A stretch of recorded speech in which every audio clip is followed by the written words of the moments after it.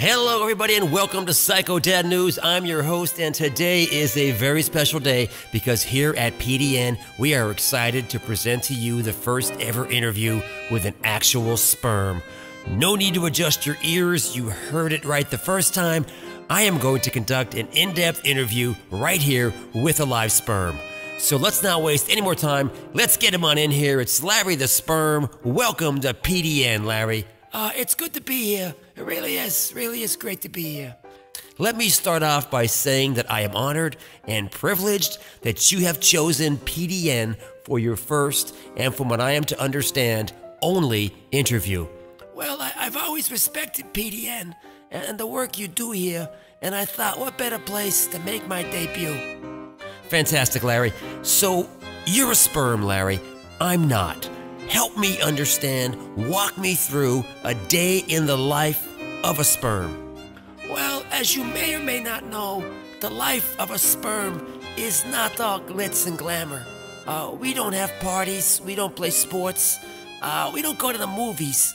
We spend 99% of our time fermenting in a ball sack. So next time you think your life is bad, think of mine. Stewing in a flabby bag of loose skin pressed up against a sweaty butthole 24/7. It's not pretty, my friend. Not pretty at all. So, Larry, am I to understand that you spend all your time just hanging out with your sperm buddies all day? Well, I wouldn't say hanging out. It's more like waiting. We are waiting for the call that's going to send us up the tube and help us to do what we were made to do, fertilize the egg. But the sad part is, only a very minute number of us get to actually live that dream. Too many sperm perish. If I had a nickel for every one of my fallen brethren who died in a false alarm, I'd be the Bill Gates of Testy Town. Now that's dedication right there. Training your whole life for something that, say, only 1% will actually get to accomplish. The focus alone is incredible and commendable. Yes, it sure is. It really is.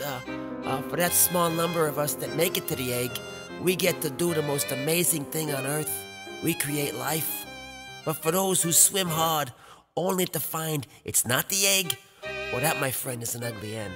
And that ugly end comes in many forms. Now, when you say the end comes in many forms, I'm assuming you're meaning birth control and such? Yes, birth control is one form. Nothing more terrifying than swimming as fast as your sperm tail can take you, only to find that you are swimming full speed into a blue-ribbed prophylactic, or a trampoline-like diaphragm. Many of my comrades have met their bitter end, crashing their little sperm heads into that unforgiving rubber.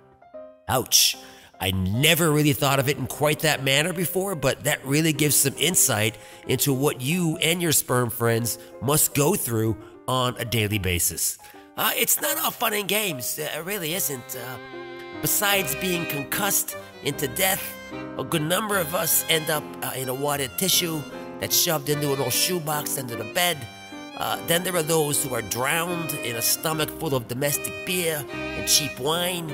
And for the rest of us, they face the most gruesome of all sperm deaths. It pains me to even think about it, so please give me a moment to regain my composure. In sperm circles, it's known as the one-way ticket to Browntown. I wouldn't wish that end for even my worst of enemies. But being a sperm, it's the risk we must take. Well, Larry, that sounds just awful. So what keeps you motivated? I mean, what gets you up in the morning? What keeps Larry focused on what Larry needs to do? Well, that's easy. It's our life. That's my motivation.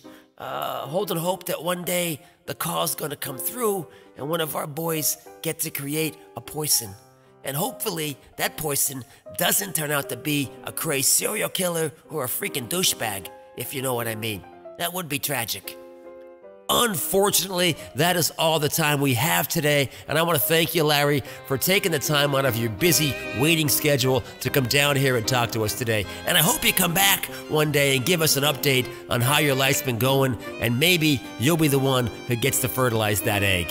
For me, I think I'm going to call my doctor right now and put a quick stop notice on my upcoming vasectomy. It's the least I can do to support good old Larry.